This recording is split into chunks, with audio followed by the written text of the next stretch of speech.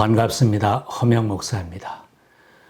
우리가 한평생 살아가는 동안에는 행복한 시간도 많이 있지만 때로는 힘겨운 위기의 순간들도 만나게 됩니다.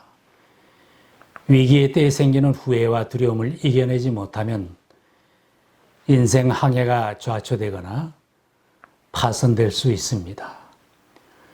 주님을 모시고 사는 신앙의 삶에도 언제나 평탄하고 용기 있고 기쁜 날만 있는 것이 아니라 침체하여 힘이 빠지고 고통스럽고 힘든 위기의 때도 만날 수 있습니다. 내 앞에 닥쳐온 모든 삶의 과정을 믿음으로 돌파하고 위기를 극복한 사람이 하나님이 주시는 안식을 누릴 수 있습니다. 히브리서에는 박해와 고난과 어려운 때를 만날 때 신앙이 후퇴하거나 배교하는 사람이 생기기 쉬운데 신앙에서 떨어지지 말고 서로 권면하며 함께 잘 이겨내라고 말씀합니다. 형제 자매 여러분 가운데 믿지 않는 악한 마음을 품고서 살아계신 하나님을 떠나는 사람이 아무도 없도록 여러분은 조심하십시오. 오늘이라고 하는 그날 서로 권면하여 아무도 죄의 유혹에 빠져 완고하게 되지 않도록 하십시오. 우리가 처음 믿을 때에 가졌던 확신을 끝까지 가지고 있으면 우리는 그리스도께서 주시는 구원을 함께 누리는 사람이 될 것입니다. 처음 주님을 구주로 영접하여 구원의 확신을 가지고 감사하며 기뻐하며 교회에 출석하던 그 믿음을 끝까지 가지고 믿음으로 살면 그리스도와 함께 참여하는 자가 되는 것입니다. 제자가 된 감격 속에 주님을 위해 이 몸을 바칩니다. 내 귀한 것을 바쳐 헌신하겠습니다.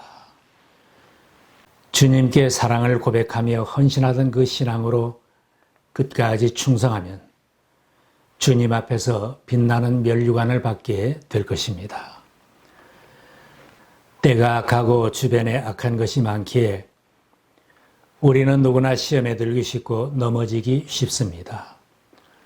좋은 것을 배우기보다는 악한 것에 물들기 쉽고 고난이 닥쳐오고 위기의 때에는 낙심하며 포기하기도 쉽습니다. 신앙생활을 오래 한 사람도 믿음이 좋다고 자부하는 사람도 신앙생활을 하면서 위기관리를 잘 해야 합니다. 믿음이 좋기는 400년 종살이 하다가 출애굽을 결심하고 출발한 이스라엘 백성들입니다. 그들은 가보지도 않은 미지의 땅 가나안에 가겠다고 감격 속에 믿음으로 출발했던 사람들입니다. 하나님이 보냈다고 믿는 지도자 모세의 인도를 따라 오직 하나님만 의지하고 험난한 탈출 행군에 동참했습니다. 탈출을 결심하고 출발할 때는 어떤 고난과 어려움이 있더라도 뒤돌아서지 않겠다. 생명 걸고 행군하여 가나안 땅을 차지하겠다고 다짐하였습니다. 그러나 홍해가 앞을 가로막았을 때 낙심하였고 끝이 안 보이는 광야 행군을 하면서 양식이 떨어지고 마실 물을 찾지 못하고 위기를 만날 때마다 낙심하고 불신앙에 빠지기도 하였습니다. 너무 힘들 때에는 지도자를 원망하고 하나님을 원망하며 종살이했던 이집트로 다시 돌아가자고 선동을 하기도 했습니다. 홍해를 마른 땅처럼 건넜던 기적과 광야에서 먹이시며 입히시며 인도하신 하나님의 은혜를 쉽게 잊어버리고 신앙에서 떨어져 나갔습니다. 출애굽 1세대는 여호수아와 갈렙을 빼고는 다 광야에서 장사되었고 가나안 땅에는 들어가지도 못했습니다. 시작할 때의 믿음은 귀한 것이었지만 마음이 완고해지고 유혹을 받아 넘어지니 가나안 땅에는 들어가지도 못하고 광야 생활 고생만 하다가 죽었으니 안타까운 인생들입니다. 성경에는 너희는 이스라엘의 조상들처럼 넘어지는 자들이 되지 말라고 말씀합니다. 너희 조상들이 광야에서 시험받던 날에 반역한 것과 같이 너희 마음을 완고하게 하지 말아라. 거기에서 그들은 나를 시험하여 보았고 40년 동안이나 내가 하는 일들을 보았다. 내가 진노하여 맹세한 대로 그들은 결코 내 안식에 들어오지 못할 것이다. 우리가 하나님을 섬기고 믿음으로 살아도 개인 생활에 가정과 교회에서 위기의 때를 만날 수 있습니다. 성경에도 신앙의 인물들이 위기를 돌파한 기록이 많습니다. 요셉은 신앙의 가문에 태어나서 부모의 사랑을 받으며 신앙으로 살았지만 신앙 때문에 형들의 미움을 받고 이집트에 팔려가는 위기를 맞았습니다. 하인으로 있으면서 유혹을 받을 때에 신앙으로 물리쳤지만 오히려 감옥에 갇히는 고난이 닥쳐왔습니다. 비록 고난을 당하였지만 요셉은 처음 신앙을 굳게 지키며 하나님만 의지하였기에 결국은 승리자가 되었습니다. 신앙인들에게 어려운 일이 생기고 고난을 당하는 위기의 때에도 신앙을 지키고 끝까지 하나님을 의지하며 흔들림이 없는 신앙으로 인내하면 위기는 발전과 성장의 기회가 될 수 있습니다. 터널이 빠르게 가는 지름길인 것처럼 우리가 고난의 터널 속으로 들어섰다면 주님 의지하고 인내하며 계속 앞으로 나가면 터널은 끝나고 더 빨리 도착하게 될 것입니다. 하나님의 자녀들 앞에 영원히 계속되는 터널은 없습니다. 지금 닥쳐온 이 위기는 하나님께서 나를 더 강하게 하고 더 성장하게 하고 복을 주시기 위하여 새로운 기회를 주시는구나 하고 처음 신앙을 잡고 끝까지 인내하면 이 풍랑으로 인하여 더 빨리 갑니다 하는 찬송을 부르는 간증이 생기게 됩니다. 또 다른 위기는 신앙생활 중에 권태감이 찾아올 때입니다. 신앙생활이 하루 이틀, 1년, 2년에 완성이 되고 끝나는 일이 아니기에 지루하게 느껴지고 권태감이 찾아올 수도 있습니다. 이스라엘 백성들이 가나안 땅에 들어가는 일이 1년 이내에 끝났다면 그렇게 아우성을 치거나 힘들어하지는 않았을 것입니다.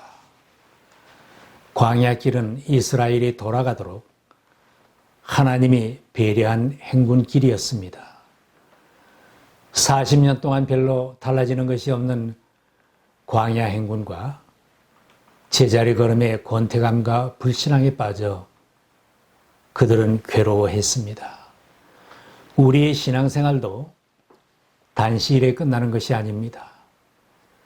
지난주나 금주나 금년이나 내년이나 별로 다를 바가 없이 반복되므로 처음 열심히 사라질 수도 있습니다.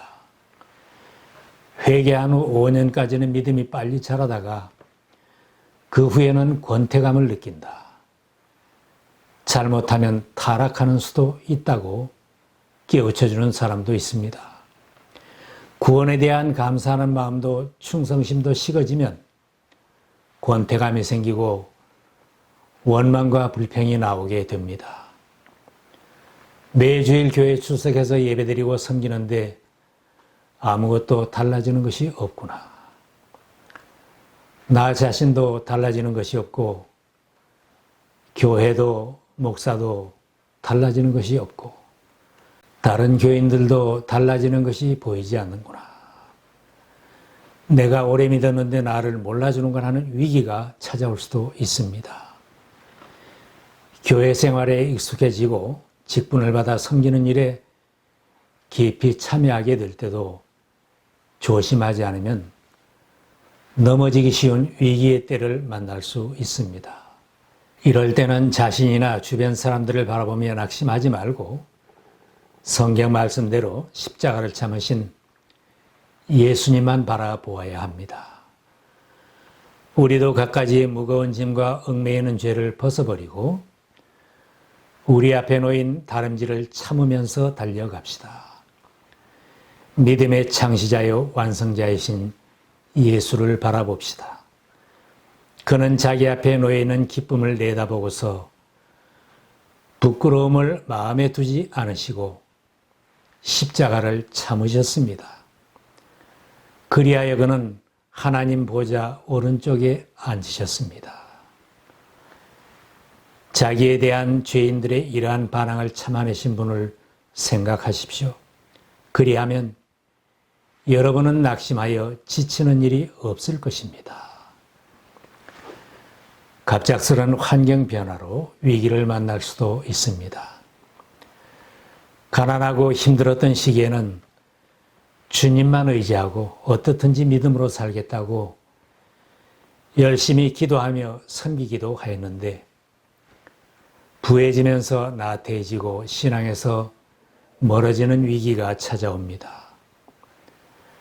매사에 형통하고 부유하던 사람이 실패하고 생활이 어려워질 때도 하나님이 나를 잊으신 것 같은 의심이 생기고 두려움이 찾아오기도 합니다. 진학을 하거나 군 입대를 하거나 결혼을 하거나 직장 생활과 사업을 새롭게 시작할 때도 신앙에서 멀어지기 쉬운 위기가 찾아옵니다. 교회에 직분이 없던 사람이 직분을 받아 섬기게 되거나 직분을 받았던 사람이 직분을 사양할 때나 이사를 가거나 새로운 교회로 옮겨갈 때도 위기일 수 있습니다. 세례 요한은 구약 성경에 예언한 대로 예수님보다 먼저 태어나서 예수님의 길을 예비하는 사역을 잘 감당한 하나님이 보낸 사람입니다. 세례 요한은 바리새파 사람과 사두개파 사람들이 그들에게 세례를 받으러 올 때 겁없이 죄를 고발하며 회개하라고 담대하게 재촉했던 전도자입니다. 목사의 자식들아, 누가 너희에게 닥쳐올 징벌을 피하라고 일러주더냐. 회개에 알맞은 열매를 맺어라. 수많은 사람들이 세례 요한에게 세례를 받았고 예수님도 세례 요한에게서 세례를 받았습니다. 세례 요한은 예수님을 하나님의 어린 양, 하나님의 아들이라고 세상 사람들에게 소개하며 증언하여 예수님의 길을 예비했던 일꾼입니다. 보라, 세상 죄를 지고 가는 하나님의 어린 양이로다. 나도 이분을 몰랐습니다. 그러나 나를 보내 물로 세례를 주게 하신 분이 나에게 말씀하시기를 성령이 어떤 사람 위에 내려와서 머무는 것을 보거든 그가 바로 성령으로 세례를 베푸시는 분임을 알아라 하셨습니다. 그런데 나는 그것을 보았습니다. 그래서 나는 이분이 하나님의 아들이라고 증언하였습니다. 그렇게 열심히 담대하게 사명을 감당했던 세례 요한도 의심에 빠지고 두려워했던 때가 있었습니다. 겁없이 왕의 잘못을 지적하며 책망한 요한은 투옥되었습니다. 요한이 감옥에 있으면서 예수님이 하신 일들을 전해드리면서 믿음이 흔들렸습니다. 그렇게 큰 기적을 행하시면서 능력 있게 전도하시는 예수님께서 감옥에서 고생하고 있는 자신을 왜 몰라주시는 것일까? 자신이 그의 길을 닦으면서 소개했던 메시아, 하나님의 아들인지 의심이 생겨났습니다. 그래서 그는 자기의 두 제자들을 예수께 보내어 확실하게 알아보려고 물어보게 하였습니다. 오실 그분이 당신입니까? 그렇지 않으면 우리가 다른 분을 기다려야 합니까? 세례 요한은 실로 놀라운 질문을 하게 하였습니다. 갑자기 닥쳐온 어려운 일과 침체된 상황은 그렇게 강하던 사람도 약하게 만들었습니다. 감옥에 갇힌 요한은 앞으로 어떻게 될지, 무슨 일이 자기에게 일어날지 모르는 가운데 후회와 두려움이 생겨난 것입니다. 세례 요한의 의심은 예수님을 찾음으로 극복이 되었습니다. 예수님께서 권능으로 사역하신 것을 요한에게 주시시켜 주심으로 요한의 믿음을 다시 세우고 침체를 극복하게 하셨습니다. 예수님은 두 제자에게 일렀습니다. 가서 너희가 듣고 본 것을 요한에게 알려라. 눈먼 사람이 보고 다리 저는 사람이 걸으며 나병 환자가 깨끗하게 되며 듣지 못하는 사람이 들으며 죽은 사람이 살아나며 가난한 사람이 복음을 듣는다. 나에게 걸려 넘어지지 않는 사람은 복이 있다. 예수님은 의심했던 요한을 책망하지 않으시고 오히려 크게 칭찬하셨습니다. 그는 예언자보다 더 훌륭한 사람이다. 내가 진정으로 너희에게 말한다. 여자가 낳은 사람 가운데서 세례 요한보다 더 큰 인물은 없었다. 세례 요한이 의심했던 것은 우리 모두에게도 경종이 됩니다. 열심히 섬기다가 만나는 침체의 시기에 의심이 생기고 두려울 때에도 예수님을 찾으면 침체를 극복하고 승리자가 될 수 있습니다. 항상 예수를 찾고 예수를 바라보며 닥쳐오는 모든 위기를 극복하고 그리스도와 함께 참여하여 안식에 들어가는 믿음의 승리자들이 다 되시기를 바랍니다.